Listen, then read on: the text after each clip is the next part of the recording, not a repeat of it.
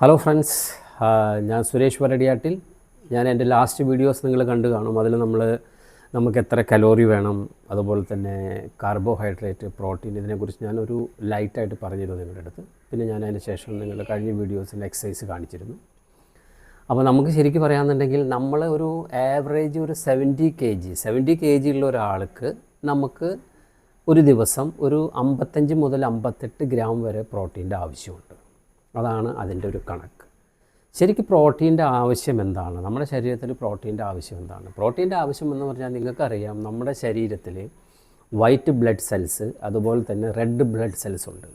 ഈ white blood cells എന്ന് പറഞ്ഞാൽ അത് ഉൽപ്പാദിപ്പിച്ച് ഏകദേശം 13 ദിവസം കഴിയുമ്പോൾ അത് നശിച്ചു പോകും. അതുപോലെ തന്നെ റെഡ് ബ്ലഡ് സെൽസ് ഏകദേശം 120 ദിവസം കഴിഞ്ഞാൽ അത് നശിച്ചു പോയിട്ട് വേറെ പുതിയതായിട്ട് രൂപീകരണം ചെയ്യും. അപ്പോൾ ഇതൊക്കെ എന്ന് പറഞ്ഞാൽ ബ്ലഡ് സെൽസാണ്. നമ്മുടെ ശരീരത്തിൻ്റെ എനർജി മെയിനായിട്ട് നമ്മുടെ ബ്ലഡ് സെൽസാണ്. അപ്പോൾ ഈ ബ്ലഡ് സെൽസിനെ ശരിക്കും വളരെയധികം സപ്പോർട്ട് ചെയ്യുന്ന ഒരു പ്രോഡക്റ്റാണ് പ്രോട്ടീൻ. ഇത് നിങ്ങൾ മനസ്സിലാക്കുക. അതേപോലെ തന്നെ നമ്മുടെ ഒരു ഇമ്മ്യൂണറി സിസ്റ്റം ഉണ്ടല്ലോ, ഈ സിസ്റ്റത്തിനെ വളരെയധികം സ്ട്രോങ് ആക്കുന്നത് ഈ ഒരു പ്രോട്ടീൻ്റെ കഴിവുകൊണ്ടാണ്. അപ്പോൾ നമ്മുടെ ഇമ്മ്യൂണറി സിസ്റ്റം വളരെ കറക്റ്റാണെന്നുണ്ടെങ്കിൽ നമുക്ക് യാതൊരുവിധ പ്രശ്നങ്ങളും ഉണ്ടാവില്ല. നെക്സ്റ്റ് എന്താണ്? നമ്മുടെ ശരീരത്തിലെ ഹോർമോൺസ്. ഹോർമോൺസിന് യാതൊരു പ്രശ്നമില്ല. ഹോർമോൺസ് നമ്മുടെ ബോഡിയിൽ കംപ്ലീറ്റ് ആണെന്നുണ്ടെങ്കിൽ നമുക്ക് യാതൊരുവിധ പ്രശ്നങ്ങളുമില്ല. അതുപോലെ തന്നെ നമ്മുടെ ഏജ്, നമ്മുടെ ആക്ടിവിറ്റീസ്, നമ്മുടെ ശരീരത്തിലെ മസിൽസ്, ഈ വക കാര്യങ്ങളെല്ലാം കൺട്രോൾ ചെയ്യുന്നത് പ്രോട്ടീനാണ്.